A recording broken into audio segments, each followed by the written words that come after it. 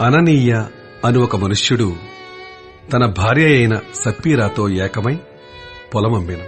భార్య ఎరుకనే వాడు దాని వెలలో కొంత దాచుకుని కొంత తెచ్చి అపొస్తలుల పాదముల యొద్ద పెట్టెను.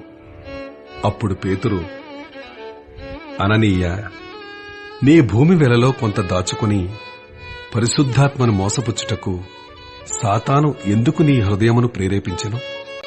అది నీ యొద్దనున్నప్పుడు నీదే గదా.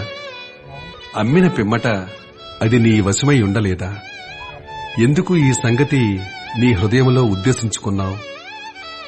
నీవు మనుష్యులతో కాదు, దేవునితోనే అబద్ధమాడితివని వానితో చెప్పెను.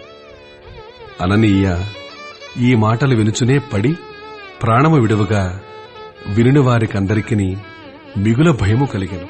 అప్పుడు పడుచువారు లేచి వానిని బట్టతో చుట్టి